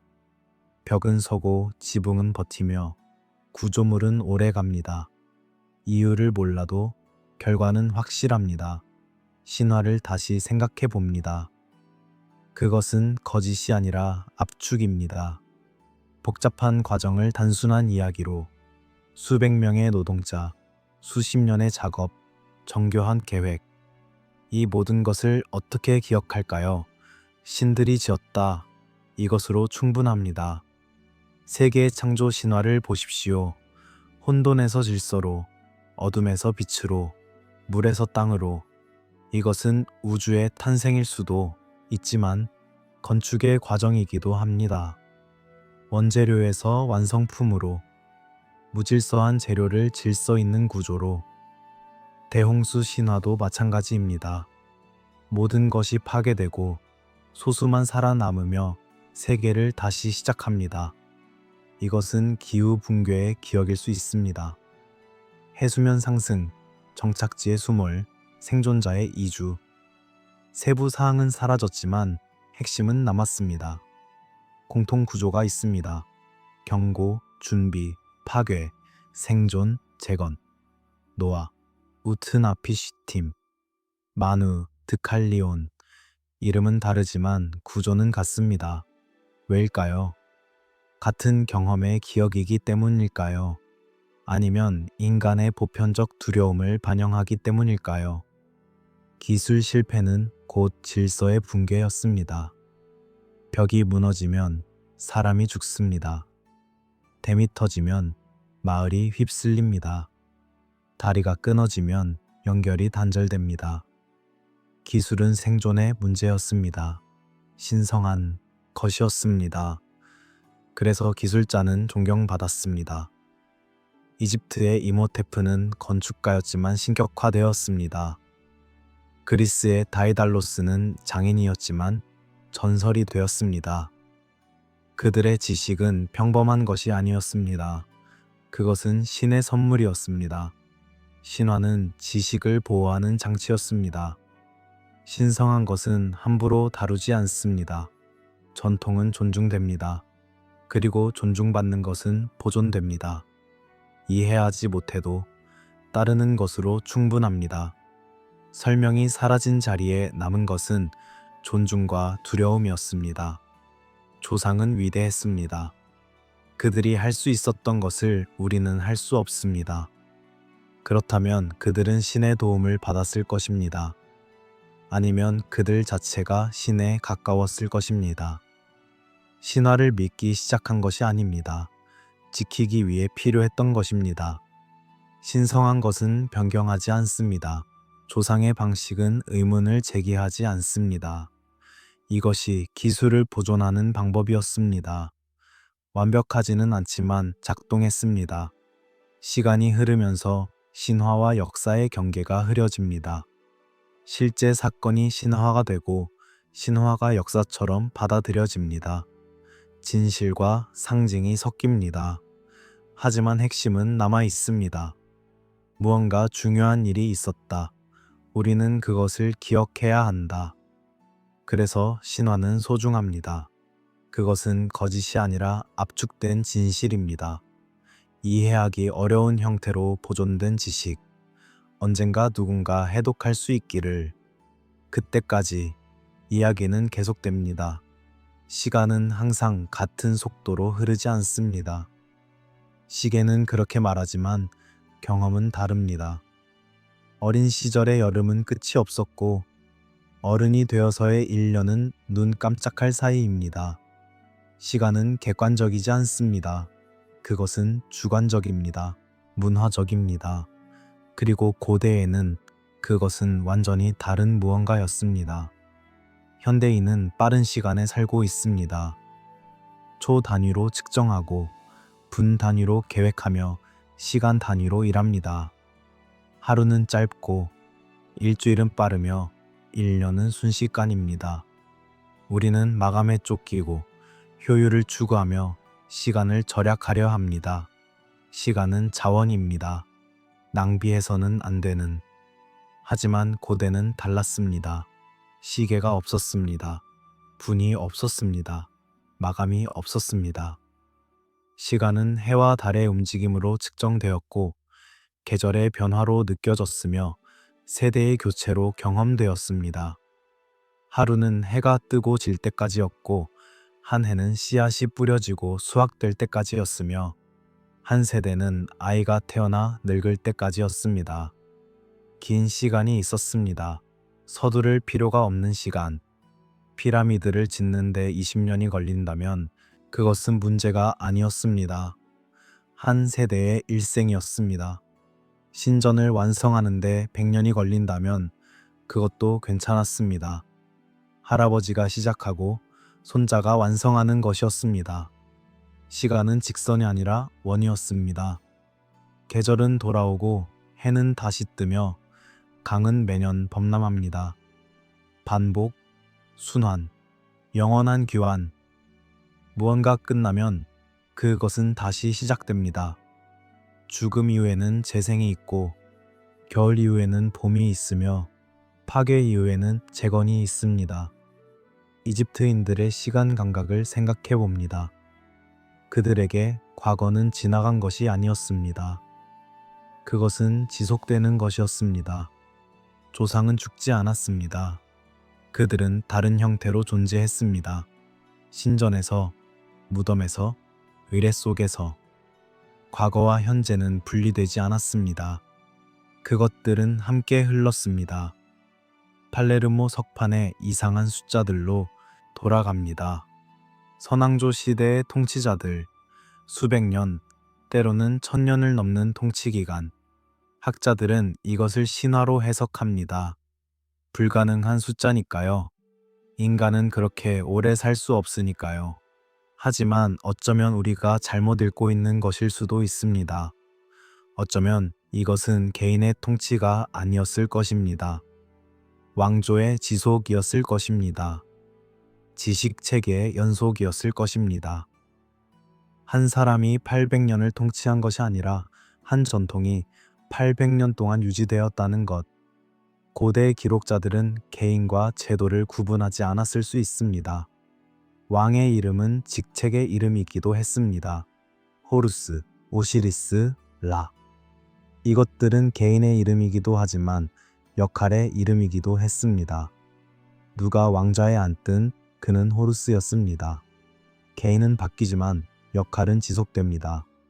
그래서 800년의 통치는 800년의 연속성을 의미했을 것입니다.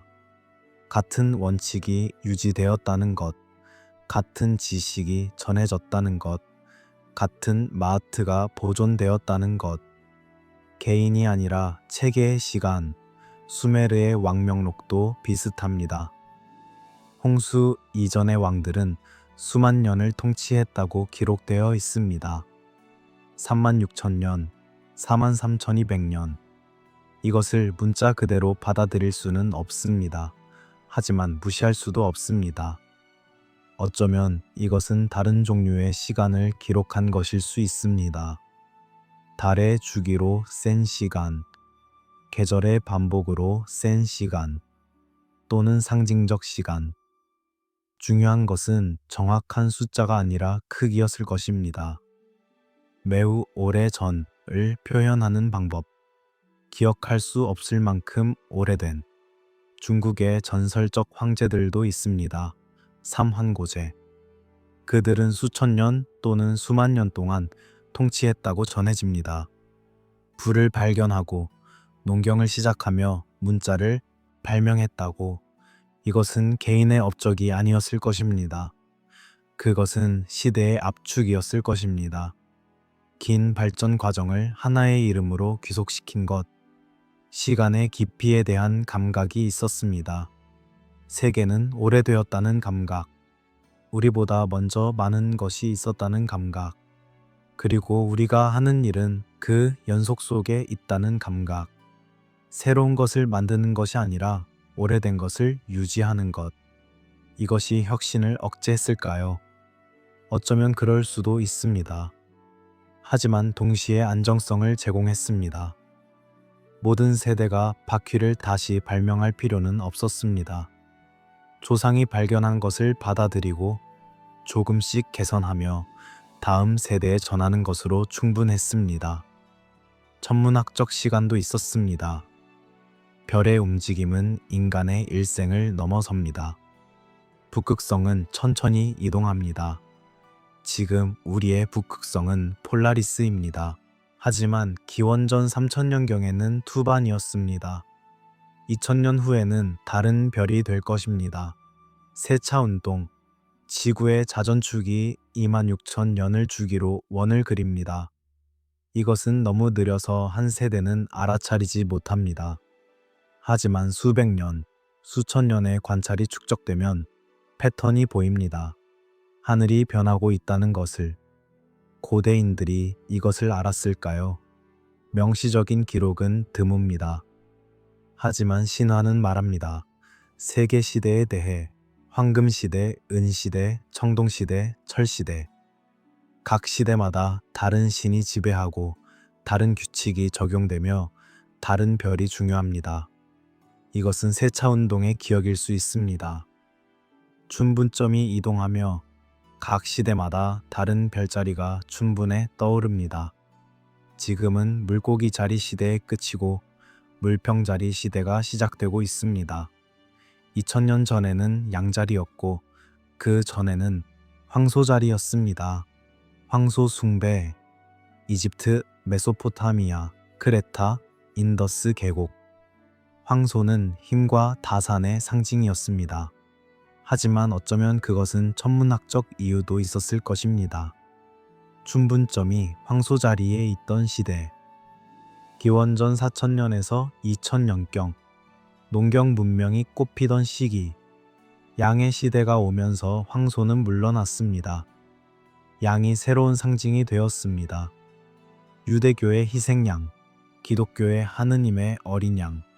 이것은 우연일까요? 아니면 하늘의 변화를 반영하는 것일까요? 긴 주기를 관찰하고 기록하는 것은 다세대 프로젝트입니다. 할아버지가 별을 관찰하고 아버지가 그 기록을 유지하며 손자가 패턴을 발견합니다. 한 사람의 일생으로는 부족합니다. 세대를 넘어서는 시간이 필요합니다. 이것이 가능했던 이유는 안정성이었습니다. 같은 장소에서 같은 방식으로 세대가 이어졌기 때문입니다. 이주하지 않고 전통을 버리지 않으며 기록을 유지했기 때문입니다. 이집트가 그랬고 메소포타미아가 그랬으며 중국이 그랬습니다. 긴 시간의 감각은 건축에도 반영되었습니다. 피라미드는 영원을 위해 지어졌습니다. 100년이나 1000년이 아니라 영원히. 돌은 썩지 않습니다. 무너지지 않습니다. 세대가 지나도 서 있습니다. 이것이 목표였습니다. 현대의 건축은 다릅니다. 50년, 100년 정도 버티면 충분합니다. 그 후에는 재개발하거나 철거합니다.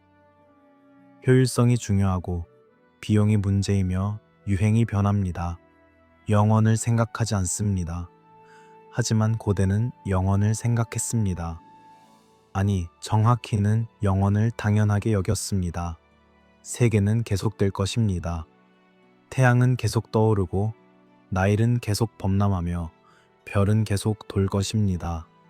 우리가 만드는 것도 그 연속 속에 있어야 합니다. 천문학적 정렬이 그 증거입니다. 피라미드가 오리온 자리를 가리킨다면 그것은 지금만을 위한 것이 아닙니다. 1000년 후에도 의미가 있어야 합니다. 세차 운동으로 별의 위치가 바뀌어도 관계는 유지되어야 합니다. 이것은 놀라운 야심입니다. 자신이 살지 않을 미래를 위해 계획하는 것, 보지 못할 시대를 위해 짓는 것. 하지만 이것이 그들의 당연함이었습니다. 시간은 우리 개인을 넘어섭니다. 우리는 그 흐름의 한순간일 뿐입니다. 현대인은 이것을 이해하기 어렵습니다. 우리는 개인의 시대에 살고 있습니다. 내 생애, 내 성취, 내 유산. 나는 중심입니다. 하지만 고대에는 집단이 중심이었습니다. 가족, 부족, 왕조, 문명. 개인은 그 일부였습니다. 그래서 이름이 중요하지 않았습니다. 누가 이 돌을 놓았는지, 누가 이 벽을 쌓았는지. 중요한 것은 돌이 놓여졌다는 것, 벽이 서 있다는 것이었습니다. 작업은 계속됩니다. 누군가 시작하고, 누군가 이어가며, 누군가 완성합니다. 이름은 지워져도 작업은 남습니다. 시간을 대하는 태도가 달랐습니다. 우리는 시간과 싸웁니다. 시간을 절약하고 시간을 이기려 하며 시간에 쫓깁니다. 하지만 고대는 시간과 함께 흘렀습니다. 서두르지 않고 저항하지 않으며 받아들였습니다. 계절을 기다리는 것처럼 씨앗을 뿌리고 비를 기다리며 싹이 트기를 기다립니다. 재촉할 수 없습니다. 빨리 하려 해도 소용없습니다. 자연의 시간이 있고 우리는 그것을 따를 뿐입니다. 건축도 그랬을 것입니다. 돌을 채석하고 건조시키며 적절한 때를 기다립니다. 나일이 범람하면 운반하고 물이 빠지면 건축합니다. 계절의 리듬을 따라 강제하지 않고 순응하며 천천히. 이 느린 시간 속에서 정밀함이 가능했습니다. 서두르지 않으니까요. 실수를 바로잡을 시간이 있으니까요. 측정하고 확인하며 다시 측정합니다. 마감이 없습니다. 완벽할 때까지 하면 됩니다. 현대의 건축은 다릅니다. 계약, 일정, 예산. 빨리 끝내야 합니다. 비용을 줄여야 합니다. 타협이 필요합니다. 완벽은 사치입니다. 충분히 좋으면 됩니다. 하지만 고대에는 충분히 좋다는 것이 없었습니다. 완벽해야 했습니다. 왜냐하면 이것은 신을 위한 것이니까요. 영원을 위한 것이니까요. 타협할 수 없는 것이니까요. 오래된 것은 옳다는 감각이 여기서 나왔습니다. 조상이 한 방씩은 검증되었습니다. 시간의 시험을 통과했습니다. 수백 년, 수천 년 동안 작동했습니다. 그렇다면 그것은 옳은 것입니다. 변경할 이유가 없습니다. 새로운 것은 의심스럽습니다. 검증되지 않았으니까요. 실패할 수 있으니까요. 왜 위험을 감수합니까? 오래된 것으로 충분한데. 조상은 현명했습니다. 그들의 방식을 따르는 것이 안전합니다. 이것이 보수적으로 보일 수 있습니다. 하지만 이것은 지혜였습니다. 급진적 변화는 위험합니다. 무언가 잘못되면 재앙입니다. 점진적 개선은 안전합니다. 작동하는 것을 유지하며 조금씩 나아갑니다. 그래서 기술의 발전은 느렸습니다. 혁명이 아니라 진화. 한 세대가 조금 개선하고 다음 세대가 조금 더 개선합니다. 100년, 200년에 걸쳐 급격한 도약은 드뭅니다. 하지만 그 느린 발전이 안정적이었습니다. 후퇴가 적었습니다. 지식이 잊혀지는 일이 드물었습니다. 왜냐하면 천천히 확실하게 전승되었으니까요. 한 세대가 완전히 배우고 다음 세대에게 완전히 가르칩니다. 빠른 변화는 단절을 낳습니다. 새로운 것이 너무 빨리 오면 오래된 것을 배울 시간이 없습니다. 세대 간 간극이 생깁니다. 할아버지의 지식이 손자에게 쓸모 없어집니다. 연속성이 끊어집니다. 느린 변화는 연속성을 유지합니다. 할아버지가 하던 것을 아버지도 하고 아들도 합니다. 조금씩 다르지만 본질은 같습니다. 대화가 가능합니다. 이해가 가능합니다. 전통이 살아 있습니다. 시간은 측정의 대상이 아니었습니다. 그것은 환경이었습니다. 공기처럼, 빛처럼. 우리는 그 속에서 살고 숨쉬며 움직입니다. 의식하지 않지만 항상 거기 있습니다. 해가 뜨면 일어나고 해가 지면 쉽니다. 달이 차면 축제를 하고 달이 이지러지면 조용히 합니다. 계절이 바뀌면 활동이 바뀝니다. 씨를 뿌리고 자라게 하고 거두어 드립니다. 시간표가 아니라 리듬입니다. 이 리듬은 몸에 새겨집니다. 시계를 보지 않아도 압니다. 배가 고프면 점심때입니다. 피곤하면 저녁입니다. 몸이 시계입니다. 자연이 알람입니다. 현대인은 이 감각을 잃었습니다. 우리는 시계를 봅니다. 배가 고프지 않아도 점심시간이면 먹습니다. 피곤하지 않아도 잠자리 시간이면 누워야 합니다. 몸의 리듬이 아니라 사회의 일정을 따릅니다. 그대로 돌아가야 한다는 것이 아닙니다. 그것은 불가능하고 어쩌면 바람직하지도 않습니다. 하지만 이해할 수는 있습니다. 다른 시간 감각이 있었다는 것을, 그것이 다른 세계관을 만들었다는 것을, 긴 시간 속에서만 의미를 갖는 것들이 있습니다. 천년을 서 있을 구조물, 100세대를 거쳐 전해질 지식, 만년을 주기로 바뀌는 하늘, 이것들은 급한 사람에게는 보이지 않습니다. 느린 눈만이 볼 수 있습니다. 피라미드를 다시 봅니다. 그것은 20년의 노동이 아닙니다. 그것은 1000년의 준비입니다. 측량 기술의 축적, 조직의 발전, 자원의 집중. 한 파라오가 명령했지만 그 이전에 수백 세대가 가능하게 만들었습니다. 그리고 그것은 1000년의 메시지입니다. 미래를 향한, 우리가 여기 있었다고, 우리는 이것을 할 수 있었다고 돌로 말합니다. 침묵으로 외칩니다. 영원을 향해. 당신이 지금 듣고 있는 이 순간도 그 긴 시간의 일부입니다. 수천 년 전에 놓인 돌이 지금 당신의 의식에 닿고 있습니다. 시간은 그것들을 지우지 못했습니다. 대신 시간이 그것들을 여기로 데려왔습니다. 당신에게. 숨을 고르십시오. 깊게, 천천히. 서두를 필요가 없습니다. 시간은 충분합니다. 그것은 항상 충분했습니다. 별들은 천천히 움직이고 피라미드는 조용히 서 있으며 이야기는 계속됩니다. 당신이 쉬는 동안에도, 당신이 잠드는 동안에도. 제국이라는 단어는 우리를 오도합니다. 그 단어를 들으면 무엇이 떠오릅니까? 황제, 군대, 정복, 로마의 독수리 깃발, 몽골의 말 발굽 소리, 대영 제국의 해가 지지 않는 영토, 중앙 집권적 권력, 위계, 지배. 이것이 우리가 아는 제국입니다. 하지만 우리가 찾고 있는 것은 그런 것이 아니었을 것입니다. 제국은 정복으로 확장됩니다.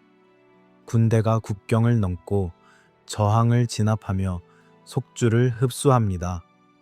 로마가 그랬고 알렉산더가 그랬으며 칭기즈칸이 그랬습니다.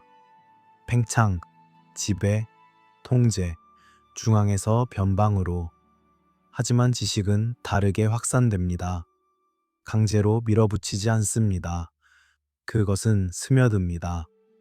여행하는 장인을 통해 교역하는 상인을 따라 이주하는 집단과 함께 폭력 없이, 명령 없이 자연스럽게.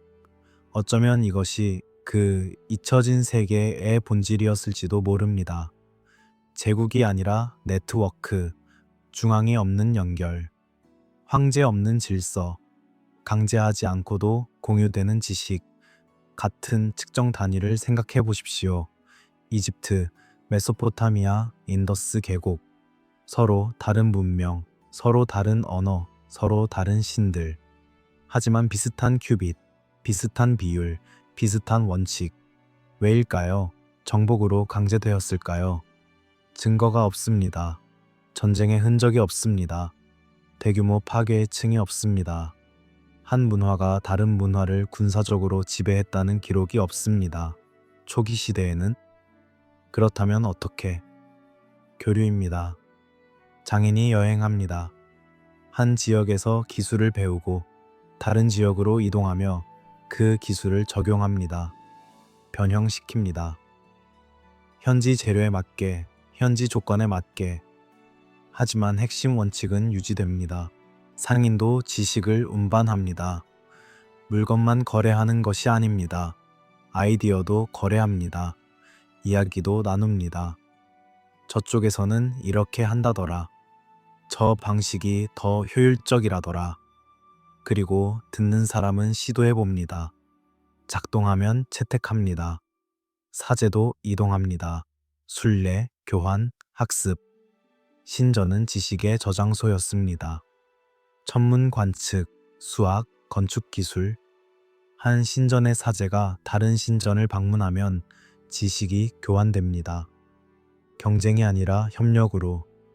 이 네트워크에는 중앙이 없었습니다. 수도가 없었습니다. 황제가 명령하는 곳이 없었습니다. 대신 여러 중심지가 있었습니다. 이집트, 수메르, 인더스, 나중에는 크레타, 중국, 메소아메리카. 각각 독립적이지만 연결되어 있었습니다. 연결은 느슨했습니다. 직접적이지 않았을 수도 있습니다. 이집트와 인더스가 직접 교역하지 않았을 수 있습니다. 하지만 중간 지점들을 통해 페르시아만, 아라비아, 동아프리카 한 단계씩 지식이 전달되었습니다. 이것은 강하지 않습니다. 약한 연결입니다. 한 링크가 끊어져도 네트워크는 살아남습니다. 다른 경로가 있으니까요. 하나의 중심지가 무너져도 다른 곳들은 계속됩니다. 회복력이 있습니다. 하지만 느립니다. 아이디어가 한 끝에서 다른 끝으로 가는데 세기가 걸릴 수 있습니다. 천년이 걸릴 수도 있습니다. 그것은 문제가 아니었습니다. 시간은 충분했으니까요. 제국이 남기는 것은 명확합니다. 도로, 요새, 행정기록, 황제의 조각상. 로마는 길을 건설했고 몽골은 역참을 세웠으며 페르시아는 행정체계를 구축했습니다. 중앙의 권력이 변방에 새겨놓은 흔적들. 하지만 우리가 보는 고대 구조물에는 그런 것이 없습니다. 도로가 없습니다. 요새가 없습니다. 군대의 흔적이 없습니다. 왕의 얼굴이 새겨진 조각상이 드뭅니다. 초기 구조물일수록 더 그렇습니다. 무엇이 남았습니까? 측정, 정렬, 비율, 천문 관측. 이것들은 권력의 상징이 아닙니다. 이것들은 지식의 흔적입니다. 누가 명령해서가 아니라 작동하기 때문에 사용된. 나부타 플라야의 돌들은 누가 세웠습니까? 황제가 명령했습니까? 제국의 공병대가 건설했습니까? 아닙니다. 증거가 없습니다. 그것은 공동체의 작업이었을 것입니다. 계절적으로 그곳에 모이던 사람들, 하늘을 관찰하고 시간을 추적하며 돌을 세운 몰타의 신전들도 마찬가지입니다. 누가 통치했습니까? 왕궁이 어디에 있습니까? 무덤이 어디에 있습니까? 없습니다. 신전만 있습니다. 공동체가 함께 지은 신전, 신을 위한 혹은 하늘을 위한 혹은 그들 자신을 위한 초기 건축은 권력의 과시가 아니었습니다. 그것은 필요의 표현이었습니다. 시간을 측정해야 했습니다. 계절을 예측해야 했습니다. 공동체를 조직해야 했습니다. 구조물은 그 도구였습니다. 나중에 변했습니다. 왕조가 성립되고 파라오가 등장하며 신전은 권력의 상징이 되었습니다. 피라미드는 왕의 무덤이 되었습니다. 혹은 그렇게 주장되었습니다. 하지만 초기는 달랐습니다. 초기 구조물의 공통점은 기능입니다. 천문 관측, 시간 측정, 공동체 집결, 권력의 과시가 아니라 생존의 도구, 필요에서 나온 것, 그리고 필요는 보편적입니다. 농경 사회는 모두 달력이 필요합니다. 언제 씨를 뿌릴지 알아야 합니다. 언제 비가 올지 예측해야 합니다. 별을 관찰하고 태양을 추적하며 달의 주기를 기록합니다. 이것은 이집트만의 필요가 아닙니다. 모든 곳에 필요입니다. 그래서 유사한 구조물이 나타납니다. 독립적으로 혹은 느슨하게 연결되어 정확히 같지는 않습니다. 현지 조건에 맞게 변형되었으니까요. 하지만 원리는 비슷합니다. 문제가 같으니까요. 이것을 제국이라고 부를 수 있습니까? 명령하는 황제도 없고 정복하는 군대도 없으며 중앙 집권적 통치도 없는데 그것은 제국이 아닙니다. 그것은 다른 무언가입니다.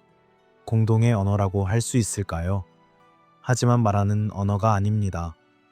그것은 측정의 언어입니다. 비율의 언어, 하늘의 언어, 돌의 언어, 말없이 소통하는 이집트, 수메르, 인더스, 중국, 메소아메리카. 각각 독립적인 문명으로 보입니다. 하지만 어쩌면 그들은 형제였습니다. 아주 먼 형제, 같은 조상의 후손. 시간이 흐르며 달라졌지만 어딘가에 공통의 기억을 간직한 그 기억은 희미합니다. 대부분 잊혀졌습니다. 하지만 완전히 사라지지는 않았습니다.